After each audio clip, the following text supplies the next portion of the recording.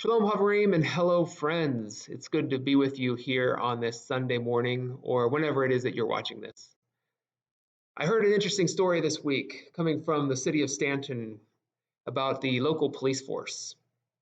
The story is that the local police hired a new worker this week. And it's not just any worker, it was a very interesting hire because the police hired a crocodile. So this week, as I was out walking around and keeping my social distance of at least 6 feet, I came across this crocodile wearing a police uniform, and I assumed that this was the one who was just hired. So I had this question going through my mind. What do you hire a crocodile for?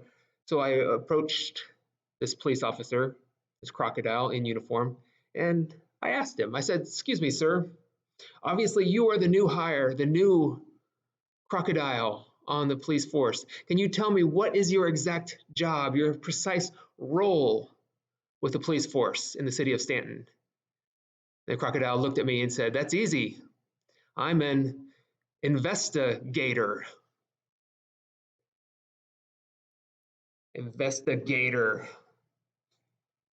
All right, I know that was absolutely terrible and it has nothing to do with today's message, but my wife sent me some dad jokes recently, and I'm just going to work down through the line week after week and see where we come out.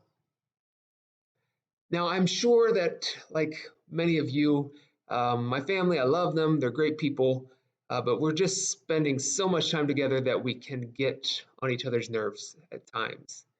And there's these issues that we come up against when there's only so much stuff to go around. And especially we see it with the children. When one child is playing with a toy and the other one wants it, they inevitably start complaining. They may take it from each other. There's only so many video games or electronic devices. And when they're having difficulty deciding who gets to play with which device or which toy, I have this go-to phrase that I say, and I know that everybody has heard this before. You've probably heard me say it before. You've maybe even said it yourself. So please help me out. When my kids can't get along and they all want the same thing, I say to them, sharing is caring. Yes, sharing is caring. And that's my title for this talk this week. And I want to offer you two challenges as we go through this little sermonette today. So I'll reveal that as time goes on. Two separate challenges, and I think you can both handle them both because you're such smart and wonderful people, and you know that sharing is caring. The text that I'm drawing from today comes from the book of Acts, the Acts of the Apostle, chapter 2, beginning in verse 42. And this is a story of the early church. This is about the group of people that, not just the original 12 disciples, but the group of people who have been following Jesus. They've dedicated their lives to following him. It's the group of people that we would call the church. And this chapter tells us how the church lived.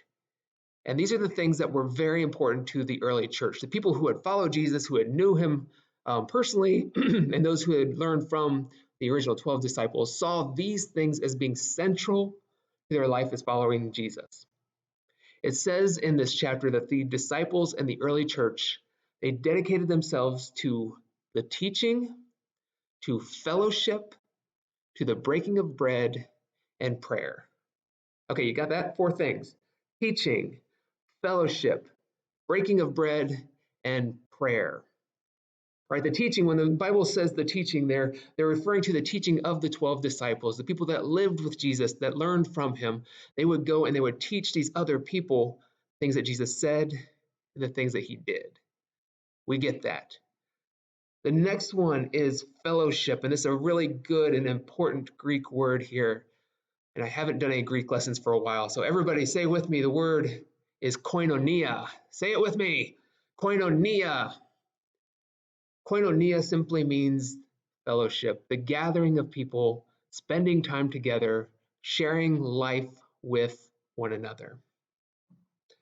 Breaking of bread, that's also an interesting concept because I think I could dedicate myself to the breaking of bread. That's just about eating together. So when it says the disciples dedicated themselves to the breaking of bread, it's like, yeah, they dedicated themselves to eating. Like, I can handle this. That's excellent. But it's more than just eating. This is the communal meal. This is sitting down together, and it's very much tied into this concept of koinonia. They joined one another and they ate together, and they spent time in prayer. Now, two of these things we can do very easily, two of them in this time of social distancing. We can dedicate ourselves to teaching and learning. It is not difficult to find things online right now. Almost every church is producing some sort of electronic content and distributing it. So it's not challenging to find that. You can read books. I know we have more time than ever before. It's still okay to open a book to read it, and there's nothing wrong with that. If you don't have a book, there's also electronic books, ebooks, reading it on your computer, your tablet, even your smartphone. All of these things are wonderful options. Teaching is very much still a part of what it means to be a follower of Jesus today, teaching and learning. And this idea of prayer, and I know sometimes prayer is scary to people. It's just this idea of talking to God. It's like, God, help my family stay healthy. That's it. I just prayed.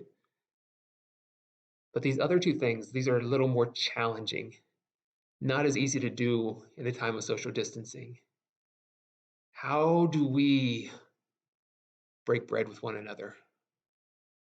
How do we fellowship with others? Now, I don't know how we can get around this social distancing and break bread. So unfortunately, I think that one's on hold for the time. But in a time of electronic communication, we don't need to be completely separate from each other. I've heard it said that this is not a time of social distancing. This should be a time of physical distancing. And I think there's a lot of wisdom in that, because if you're watching this right now, you obviously have some means of communication. You have access to the internet. You have either a phone or a computer, or a very good chance you have both. And I just want to encourage you to use these devices to talk to someone. I know it's a total novel idea. Can we just call someone, check in on them, maybe send them a text or send them an email? And that brings me to our first challenge this week. If you think of somebody, send them a message. Ask them how they're doing. I did that this week. I texted somebody who I hadn't spoken to in months, and I had some other reasons to contact them, but I said, "How are you doing?" And they responded by saying, "Not well." And they shared with me that one person in their family tested positive that morning for COVID-19.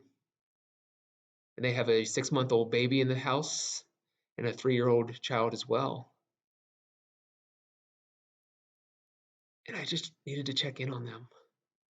There's nothing I could do to help, but I offered to pray. My challenge for you this week, challenge number 1, is to check in on someone. Send them a text, call them, email them, and ask how they're doing. So we pick back up in our story for today, and the disciples in the early church, they didn't just stop with these 4 things. The text goes on to tell us that these people shared all that they had in common. They shared the things that they had, and if there was need among them, they would sell something that they had so they could help out their friends in need. Now, in the church, we sometimes give this a fancy name. We call this stewardship. It's using the things that we have for a greater good. But I have another name for it. I simply call it sharing is caring. Now, I know that many people will be going through some economic issues and financial challenges in the weeks to come. I'm very much aware that the stock market is like a roller coaster right now. It's up and down, and people have lost jobs and they're on furlough, and many people are missing paychecks. Some don't know what the future of their job might be, and this is extremely stressful for people. But it makes me think of all the times when we have spent money on things that we don't necessarily need to. And maybe there are times when we can share instead of getting our own. I know it's a mark of success in the United States to have our own stuff, but I don't know that I always need my own stuff. And one of the things that comes to mind is a story that I've shared with my church a time or two before. It makes me think of my first home that my wife and I owned in Harrisonburg. And it was a townhome. And we shared, this unit with three other families. We had a shared wall on either side. It was great in the winter because its heating was much cheaper than it is now. But in the front yard of our townhome, we had a strip of grass, and it was all of 24 inches wide. And I had a 21-inch cut mower. So that means whenever it came time to mow my yard each week, I needed to go down one way and turn back around and catch the other 3 inches. Now, the thing about that experience that always made me scratch my head was the fact that each of the four families in our townhome unit, we all had our own lawnmowers. And they all sat outside on our back decks for 6 hours or 6 days a week, plus 23 hours on the one day that one person might have used it. They just sat there. How easy would it have been to say, hey, you can use my lawnmower anytime you want? So when we're thinking about how we can share this week, I'm also reminded of all the wonderful things that have been shared with us during this epidemic, this pandemic. I think of all the people that have brought us baked goods. One of the things about having this free time is I think many people are turning back on their ovens. People are baking homemade bread, cookies, and even a friend of ours made homemade pasta recently. And one of the great things about making these things is that when you do bake bread and cookies and pasta, you often have more than you can use. So we have been the recipients of many carbs in the last couple of weeks. Friends just, baking something, wrapping it up, putting it in a bag. They set it on our front porch, ring the doorbell, and then take a few steps back, get off our porch, and they share these things with us. Cookies and pasta and breads. Oh my.